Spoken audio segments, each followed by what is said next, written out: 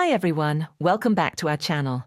Today, we're diving into a topic that affects so many of us, yet is often misunderstood: depression.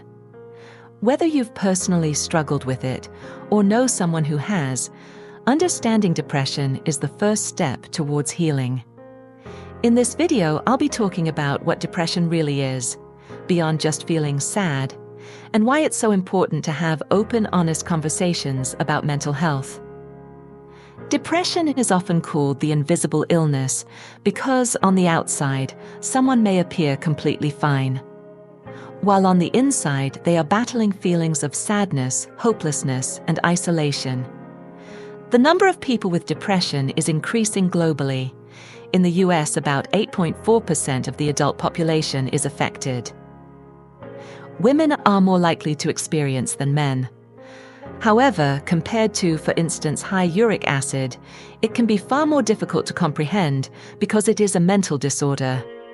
The distinction between having depression and simply feeling depressed is a significant cause of misunderstanding. Almost everyone experiences depression occasionally. Losing a job, receiving a poor grade, arguing, and even a snow day might make you feel down. Sometimes there isn't even a trigger. It just appears without warning. Then things change, and those sorrowful feelings dissipate. Clinical depression is not the same as schizophrenia. It is a medical condition that will not go away only because you wish it to. It lasts for at least 2 weeks in a row and seriously impairs one's capacity to work, play, or affection. A low mood, loss of interest in activities you would normally enjoy, changes in appetite, feelings of inadequacy or excessive guilt, excessive or insufficient sleep, trouble focusing, restlessness or slowness, lack of energy, or recurrent thoughts of self-harm are just a few of the many symptoms that can accompany depression. Psychiatric guidelines state that you can be diagnosed with depression if you exhibit at least 5 of the symptoms. Additionally, it goes beyond behavioral signs. There are physical signs of depression in the brain. Initially, changes are not visible to both the unaided eye and scans in radiology. Depression is linked to several factors: altered circadian rhythms, particular alterations in the REM and phases of your sleep. Psychogenetics can play a significant role.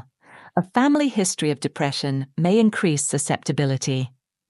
Neurotransmitter imbalances, particularly involving serotonin and dopamine, including elevated cortisol and thyroid hormone dysregulation. However, neuroscientists still lack a comprehensive understanding of the origins of depression. We don't currently have a diagnostic tool that can precisely anticipate where or when it will manifest, but it appears to be related to a complicated interaction between genes and the environment. Additionally, because depressive symptoms are elusive, it can be challenging to identify people who appear to be doing well but are having difficulties. Social media influence. The pervasive nature of social media can lead to negative self-comparisons and feelings of inadequacy.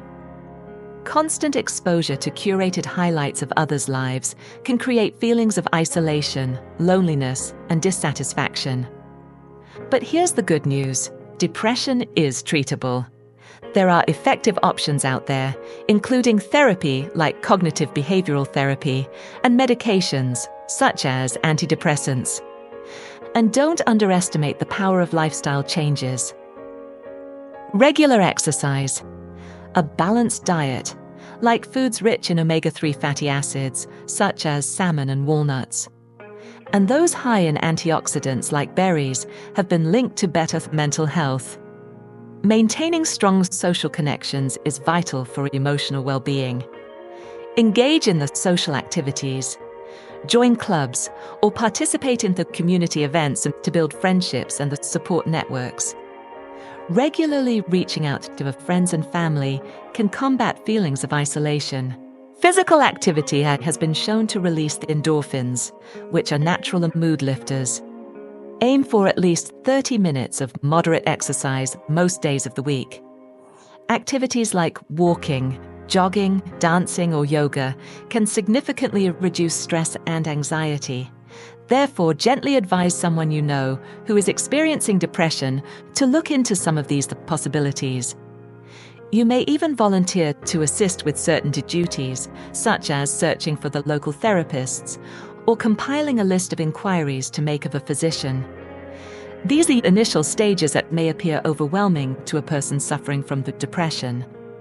If they experience shame or guilt, emphasize the fact that, like hypertension or urinary tract infection, depression is a medical problem.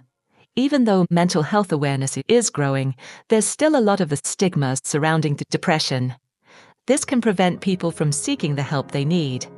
That's why it's so important to talk openly about mental health and support one another.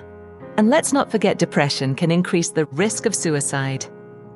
It's a serious issue, and if you or someone you know is having thoughts of self-harm, please seek help immediately. So, what can you do? Start by educating yourself and others. Awareness is the key. If you're feeling down, don't hesitate to reach out for the help. Remember, you're not alone in this fight.